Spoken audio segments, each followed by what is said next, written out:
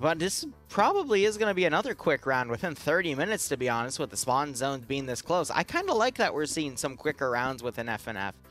Because one of the biggest complaints I see people talk about is how they wait like 20 or 30 minutes to then get one firefight's worth of action that's about 5 minutes before they get killed off. So the fact that they're lowering those transit times is kind of nice. One of the other ideas I've been bringing up is take the 15-minute spawn timer and or setup timer and set it to like 10 minutes for rounds like these where you don't really need that much planning. You just, in this case, have to make a big battle line.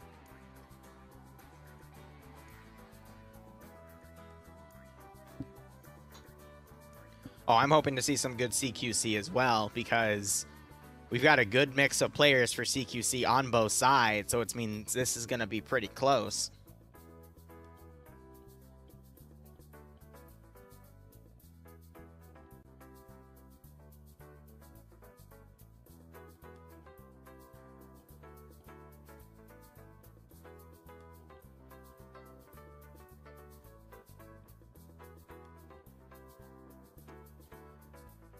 I don't think it's luck-based. If you get a proper flank on a group of people inside a town, yes, it does put you ahead. And regardless of if there's any desync or ping lag, you're almost always going to get that headshot as long as you're focusing. Alright.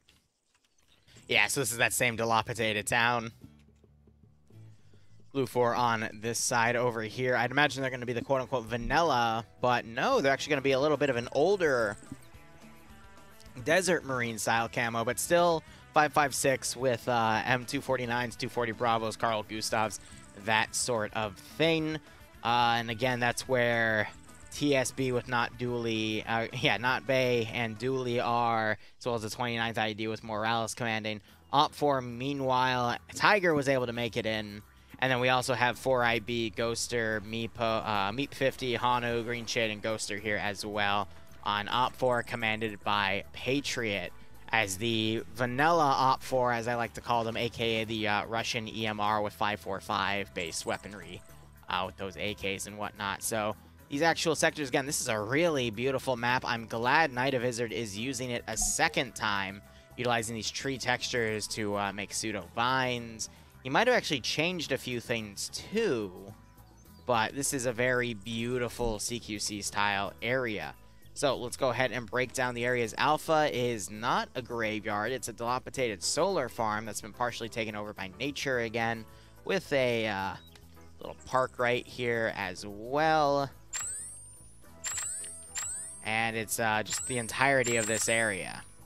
Bravo, meanwhile, is this corner, which is really hard to see from above. You have to kind of get down and below. I don't remember this area, so I think he's made a few changes to it.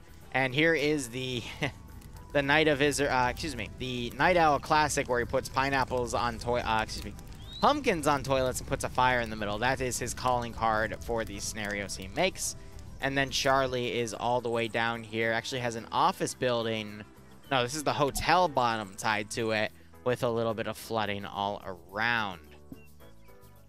So not a lot of buildings that can be enterable overall, but the ones that are placed in strategic locations, even in the sector, to help secure them. Because this one can be held for a long while. It even has some stacking on top of itself to deny it from being able to get up there. But yeah, overall this should be an interesting AO. Not bad. So again, I think this is only going to take about 30 minutes tops, but I wouldn't really know who to bet on, because you've got Op 4 with Coalition and some heavy hitters down here with Night Owl, 4IB, that sort of thing, but you got Blue 4 with, a few elements of Scandi Recon that decided to stay on the night, 29th ID, and Dooley and Not Bay, who work really well in CQC. So this could seriously swing either way, and that's going to be quite interesting to watch.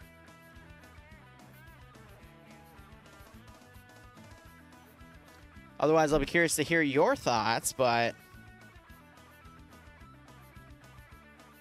I think this is pretty cut and dry. We just got to wait the 15 minutes to get through all of this, you know? And it's not a hard idea either. You just make a battle line. I think the mistake we're going to see is if Blue 4 or Op 4 try to overcomplicate it and send forces around on a massive wide flank. I think that's going to be a little useless because this is all open area around this sector. And instead, they should just fully commit in a battle line style format in this AO itself. Because if you're caught in the open, the wide flank is just going to completely fall apart.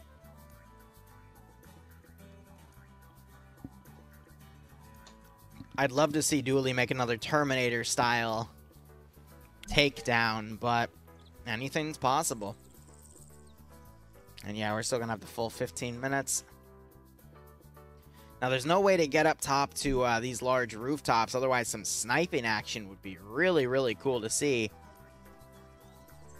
I'd be curious if these ladders work. A sniper is able to climb up this, hide within it, get on top of the crane, and then use the concealment up here to their advantage. There's no way for them to get to the tippy top where this crane actually is and then climb to somewhere else, but... Interesting and tough call. The city is drunk? Nah, the city's just dilapidated.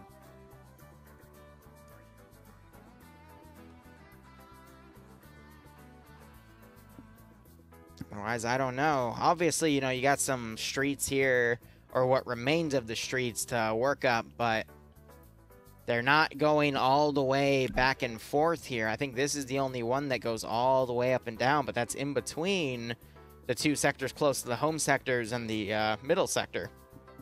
So it's a tough call.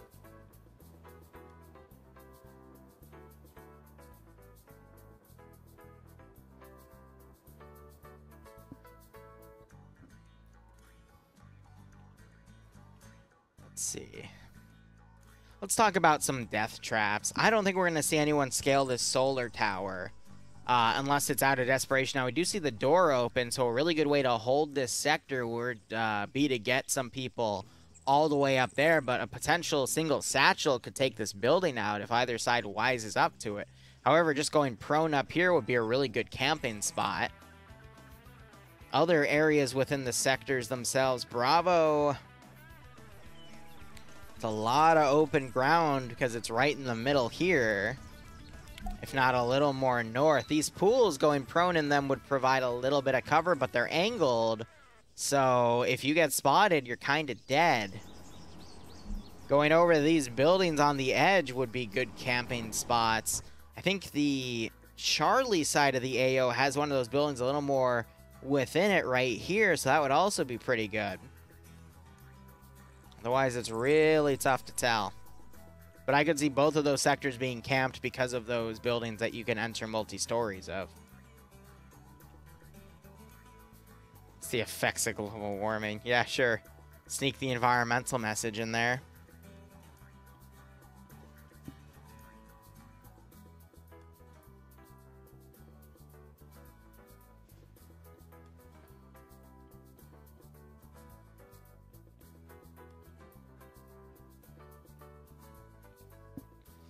Otherwise, I don't see it again, because these open areas to the side, yeah, there's a little bit of fog cover, but if they're spotted, you easily get picked off.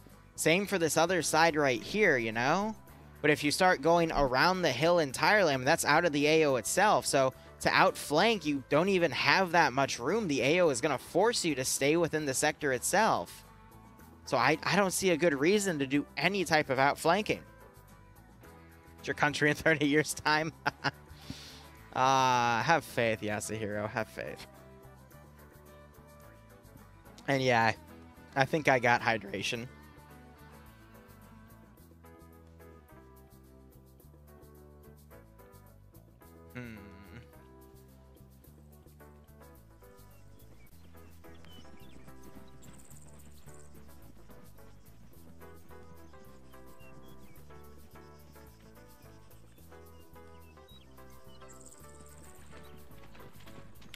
Spawn-wise, Op4 has no choice but to run down from over here on their western flank. East-wise, Blue 4 can... Or, excuse me, Blue 4-wise, they can just run straight north. So a slight advantage for Blue 4. That's only going to buy them a few seconds, though. And that also puts Op4 in a great place to just straight shot into Alpha. And we also have some of Blue 4 already crossing the river here to, I guess, run into Alpha from over there. Tough call.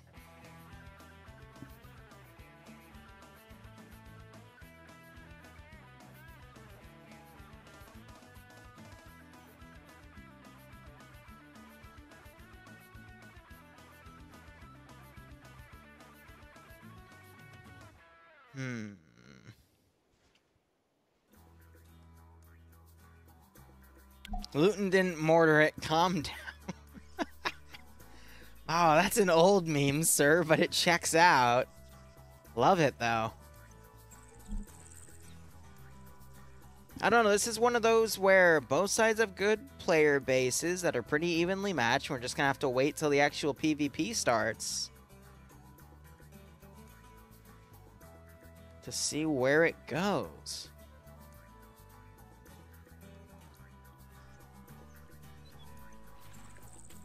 Water is... I'm not sure if it'll actually slow them down if it's only up to the knees, but... yeah, it looks like it's fine there. Anyway, I got a church bell going off in the middle.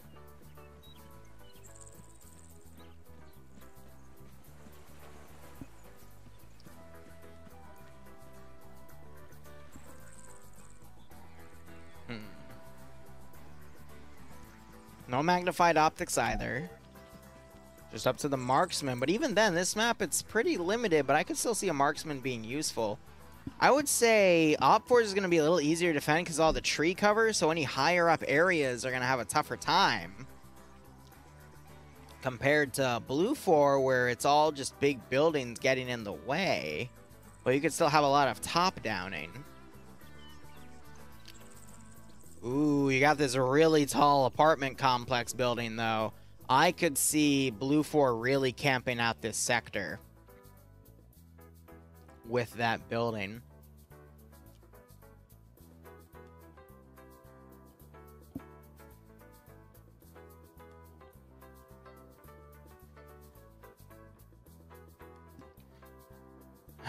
Otherwise, I think it's just going to matter of who gets to Alpha first. We'll see how things go.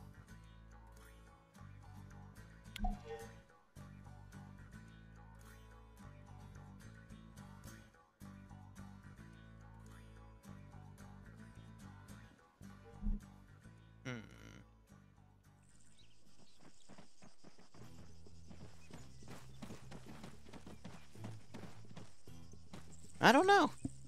That's all I can really think of. Blue 4 has the advantage of having these really tall apartment buildings to work with within their sector. They've even got some areas that there's, you know, some wooden planks down to cross. Bravo has this building to work with, but I think in terms of total square footage across buildings, Blue 4 has a little bit of an advantage, no matter how slight. So,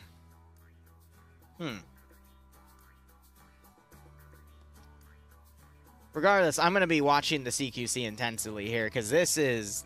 I'm excited. It's rare that I'm excited for an FNF operation like this one. Or I guess as excited. Because this is going to be pure urban fighting. You get a lot of village fighting, you know. That can be considered urban, but this... excuse me. Would be true urban fighting with all these really tall buildings. A lot of them accessible. And then some really cramped... alleyways and streets. I think this is going to be pretty cool.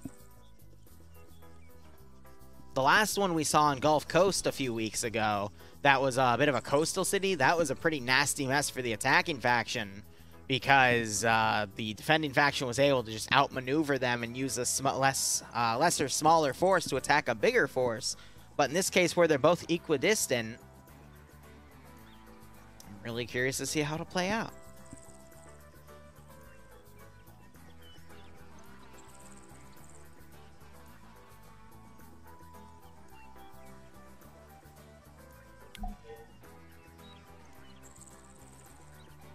Two minutes. True Yasuhiro. But I don't really see where the cheese can happen on this map, especially considering the previous map or mission that was on this with the scav hunt. It was pretty interesting.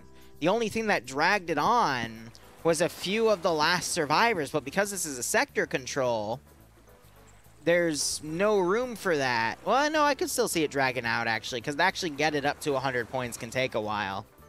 But if people just purely go for kills, then it'll be fine. I think it's going to drag out when one side gets their butts kicked, they lose the fight, and then they just have a few holdouts at their home defensive sector.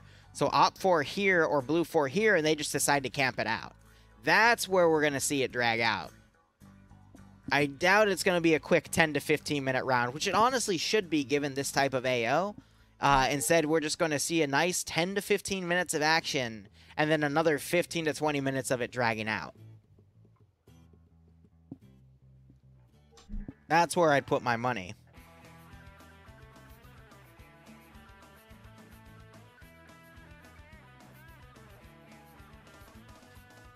Any second now.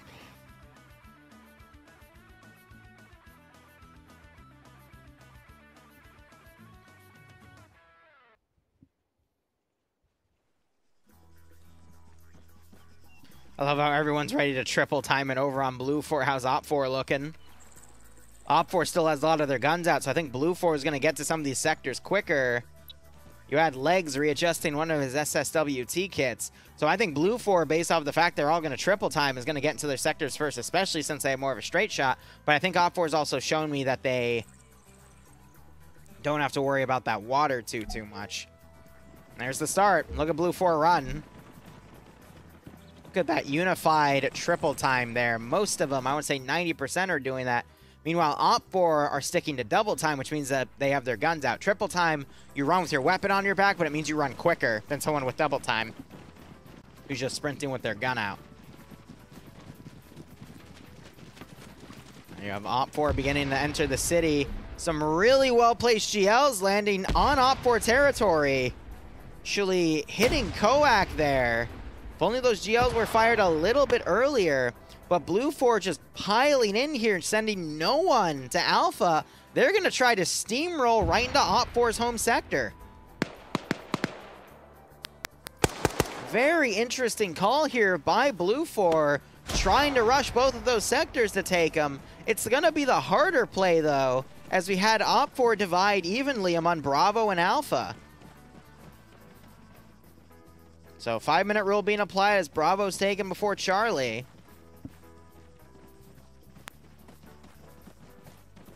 Now Blue 4 is going to slowly move up. 2 Blue 4 guys getting wiped in the first barrage. That was Adria, excuse me, and Montgomery. To a twin PKP pair.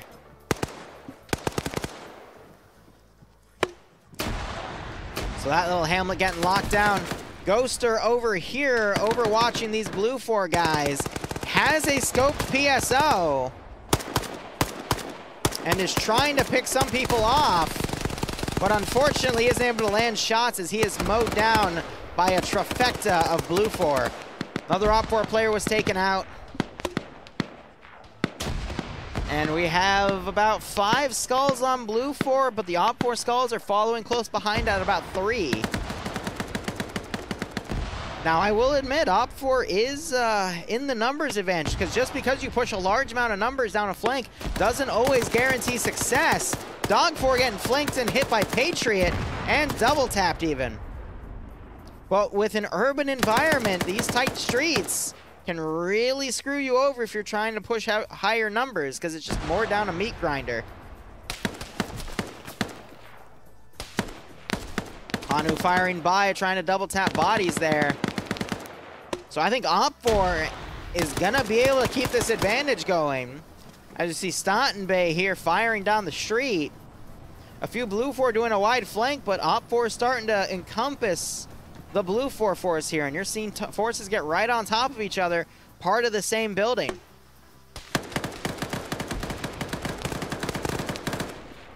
Night Owl with his flank, knocking Shoopeless out. And this is the brutality you're going to get early on.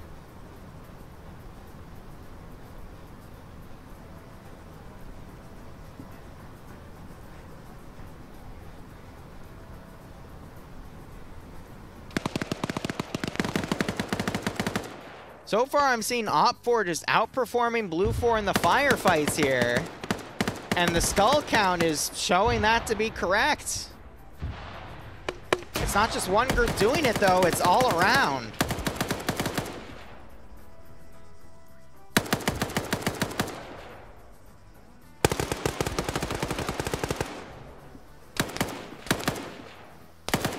Blue 4 hasn't sent anyone up yet. And the guys up here for Op4 are just mowing people down. That's another crazy thing about urban environments and urban fighting.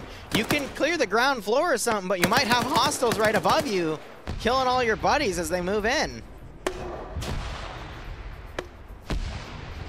Yeah, Blue 4 doesn't have a stairwell from in here. They'd have to go outside, and they're just worried about further Op4 entrenchment stopping them.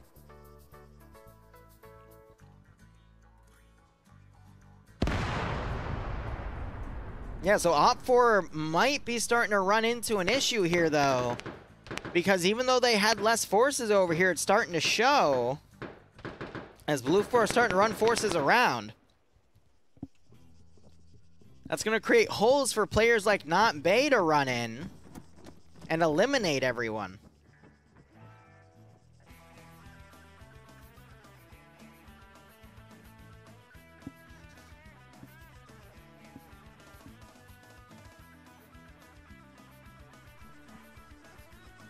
So now you got these Op4 guys walking around. I'll be curious to see where Bay goes. But again, this AO is going to really hurt because of all the tree cover watching the actual sector itself. He could ambush Night Owl, but that's just one guy. Ah, those glasses are bulletproof. And Bay runs in and eliminates Night Owl and does a nice double tap.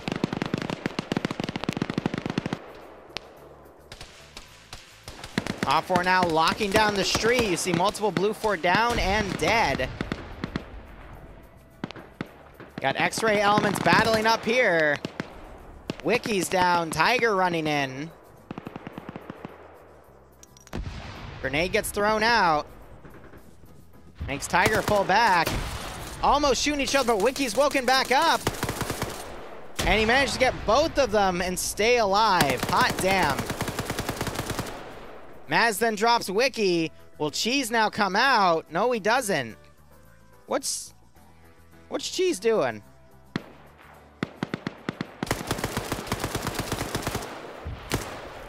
I think he's surrendering.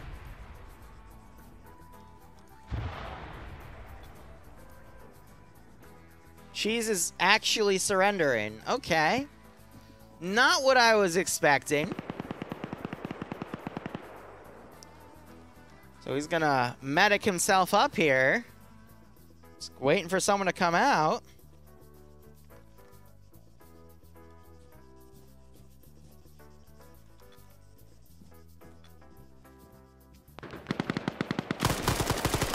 And Bacon doesn't care and still executes him anyway. Oh, that's fucking cold and brutal. Welcome to F&F, where no one gives a shit if you surrender. I love it. Bravo now contested. Enough Blue 4 members have entered it to knock its control.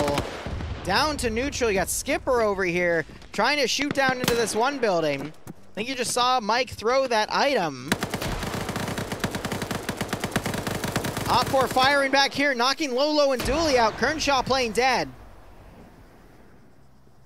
Great barrage by Op4. And they also knocked Kernshaw out. Now they're getting those double taps. Brutal takeout there. Mike is now the only guy there. Not Bay flanking, taking out one of the Op4 guys. Again, we can't see kill counts because of the latest Arma update. But Bay might be able to help turn this around. Oh, but Ibanek crushes Bay's dreams. Now it's just up to Mike.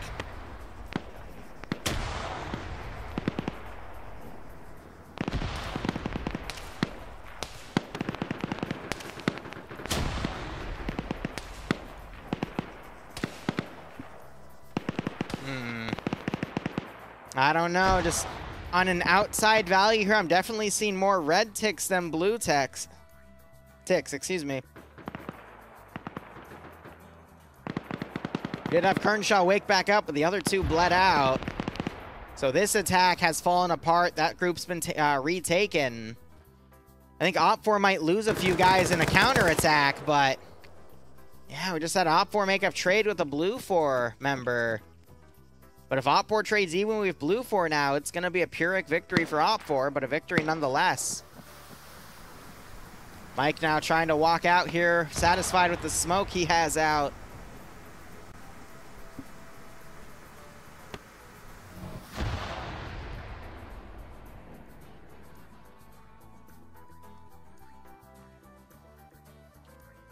Yeah, not even, that was about 9 minutes of action. Now you're going to start seeing things die down as people get a little more desperate and we see a little more of the guerrilla side of tactics used, as well as lone wolf tactics. Op4 just forming a unified battle line along the two areas they own. They'll probably wait it out and then send forces over to get to Charlie, letting Blue 4 try to reorganize and send unified groups in, thus weakening the defense. I think Mike hears the footsteps above him, and he's playing this cautiously. Nora's still up. He's walking around on the rear. Cool Breeze still running around this building. Aussie Wookie below. Skipper, that's... wow. I don't think that's going to do anything to Mike, yeah. Does nothing to his above friendlies. And we just had Kernshaw get taken out there.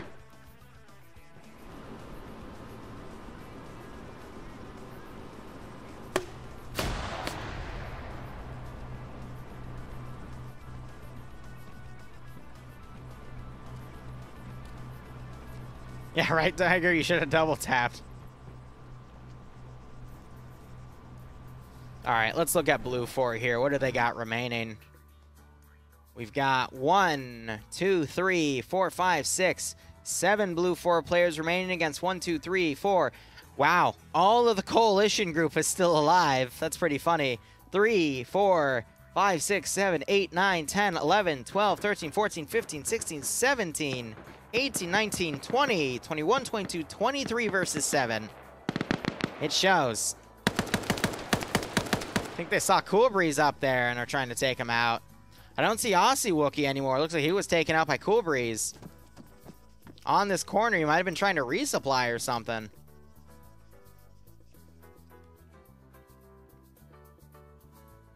And so things went down a little quicker than I thought.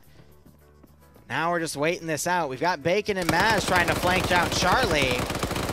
Mike gets out, getting a fight with Skipper. Both has 7.62 MMG gunners, but there is no clear victor there. Not Stealth, thanks for the 3-month resub. Gamer moment. Hope you keep enjoying the operations. I hope you get a nice kick out of this scenario.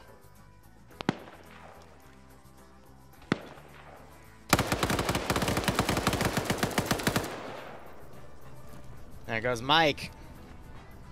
Norris is now down at the ground level, trying to look in with his 240 Bravo. If he extends out, he can actually see the 3 guys over there. I think he's going to spot Ivanek. Drops Ivanek.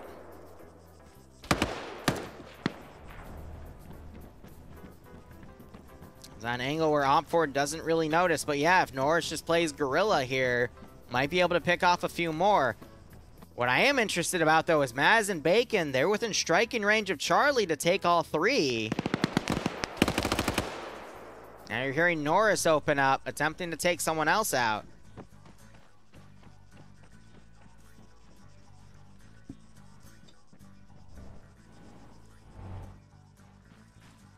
Here he is running around on the backside. I like how he's moving from area to area in different vectors to attack this Op4 position. And he's firing at whatever he thinks moves at this point. But you have 5 Blue 4 remaining.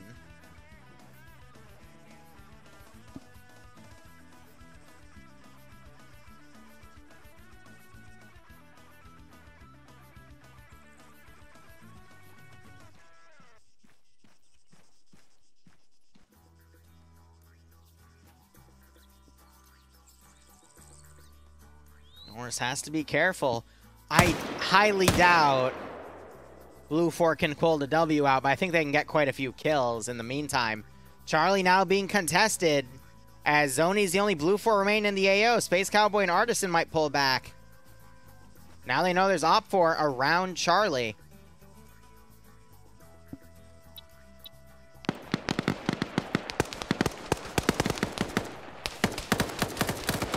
Now, yeah, this firefight over here, over this building that's floating. Kind of funny.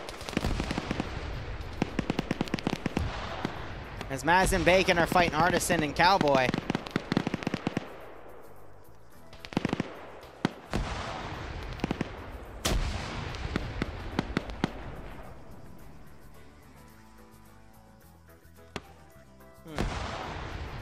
So what needs to happen here is we need to see one of the Op 4 Blue 4 guys start outflanking. That sector recaptured because Space Cowboy dipped in with Artisan and Zony on a 2v3. Ooh, Bacon, get the shot. Nope, his stamina's a little scuffed, so his aim was going left and right.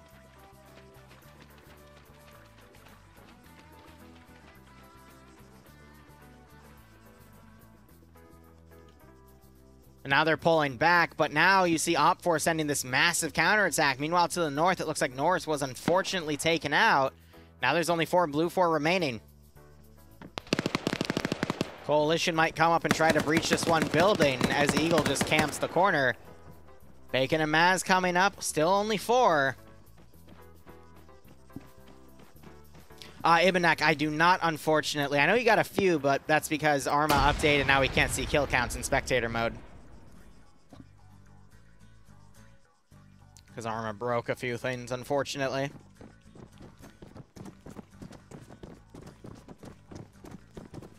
Now, if I was Op 4, I wouldn't focus too much on breaching and clearing buildings. I would focus on going for the actual sector. Eagle camping it. Whale did the smart thing and push by. Pops a grenade, that other grenade lands out there. Eagle goes prone, takes the shrapnel first thing, and Whale goes in, double taps him. Great call. Artisan up here. Sector knocked to neutral. As Topher pushes in, spots Zony, and kills Zony before he can realize he's being shot at, and then there were 2. Arma update did a little bit of trolling. I also noticed the, for the 6.8 rifles that are Chinese-based, you can put, for the auto rifle version of it, you can put a 7.62 suppressor on it. That was pretty funny, because I was working on the Sunday public op that uses mostly vanilla stuff. And here's the footsteps up there. Ooh, Artisan able to knock it to neutral, but it gets back into control of Op 4. You can hear those suppressed shots going.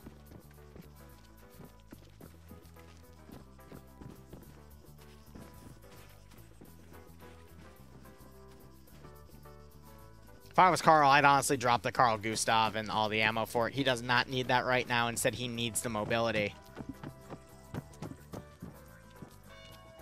There's the church bell going.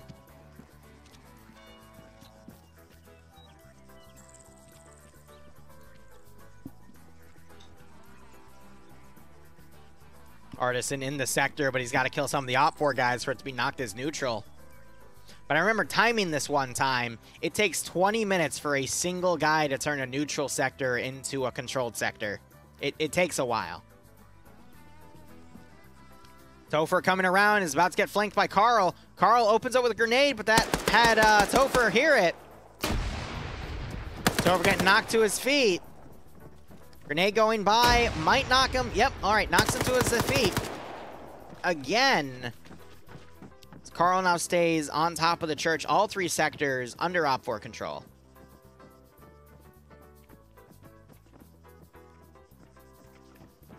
Raining death for Blue 4. Someone at the church. He's over here. Come get him. Yep. Carl being very defensive about this position. It is an advantageous one, but if Op 4 rallies, they can push to him.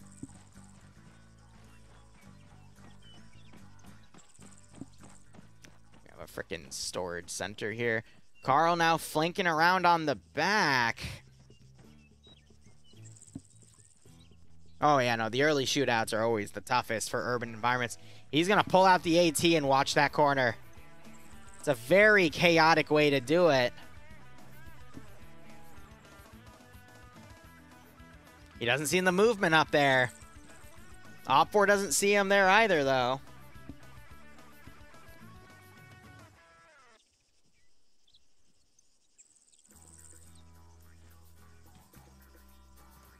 He's gonna spot Topher. Put some shots on Topher. Gummy immediately retaliates. I don't see any blood, though. All those shots missed. Carl throwing a smoke. Looking over here, Artisan's content with camping this building. With all 3 sectors, that means there's 3 points every 20 seconds. So 72, 100 minus 72 would be... Okay, so 75 is 25. That means that... Why can't I do math? It's about 8 minutes remaining in this round for the point ticker to go all the way up, as long as they don't kill the other 2. Bring out your dad, yeah, right?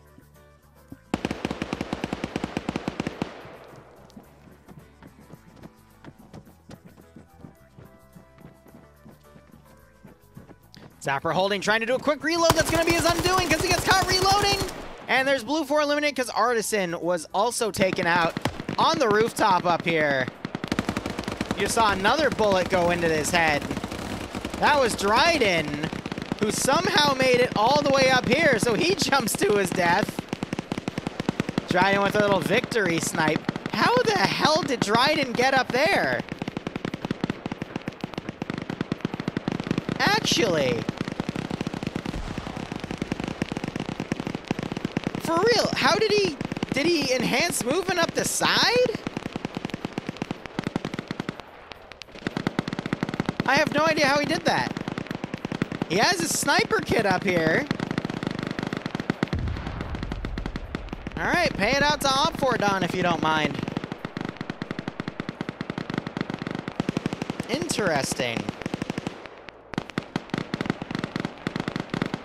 We're just waiting for the round to end at this point.